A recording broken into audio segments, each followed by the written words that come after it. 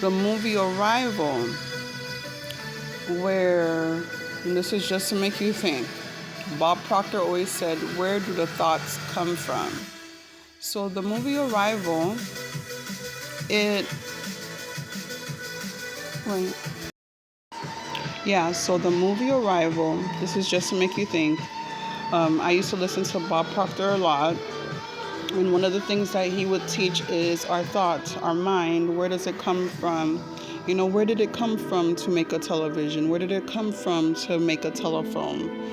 You know, when you are aware that, in BC, AC, 1800 shit, and they had none of this shit. Kings and queens didn't have what we have now.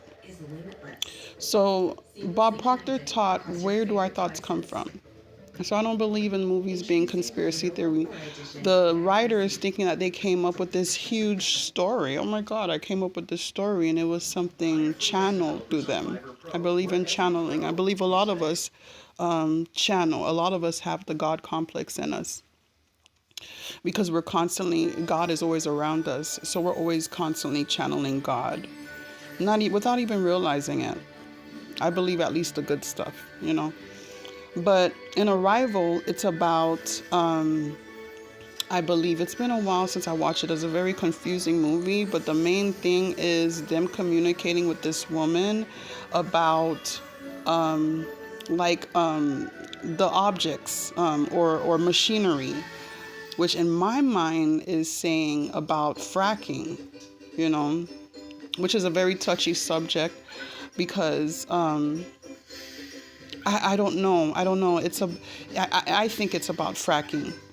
Because if you are not aware of what the earth actually stands for and what she is, you understand that fracking is very, very bad.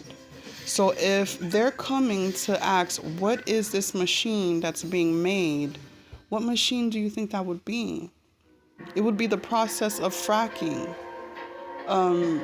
If Earth, no, I'm not going to say if. I'm tired of the phony shit. Earth is a living goddess, right? So I don't think it should be a state of panic or anything, right? Because I use my vehicle to get to work. I need gas. That's how we live. I didn't choose from if you have a vehicle. Well, I don't do this anymore. But if you have a job to provide for your family that's 10, 15 miles away, what can you do? You know what I mean? You didn't choose that. You would would you choose to have an hour away job that gives you food for your family, for your wife, for your children, for your husband, whatever? Of course, it's not your fault. But instead of investing things in unnecessary things like seeing if you could turn a frog gay, I think we should try to invest in figuring out how to. I'm trying to make you understand what Earth is, okay? They say that the oil is dead fossils, right? And, as humans, what happens if we're just all dried out? Our skin starts to crack. It could actually even crack bleeding, right? We need moisture. We need our natural oils. So what's concerning is to not try to figure out, like Elon Musk, I get him. I see you, Elon Musk. But it was told that it's still, it still takes oil to make the electric cars. So it's still it's still doing something bad to the earth. So I think it needs to be like a team thing. It's sad that Elon Musk was all alone on this. He didn't make right decisions. I saw this thing where this whole neighborhood is in danger because I believe that Elon Musk is truly trying to figure out how to stop harming the earth. And it sucks that he was alone in that.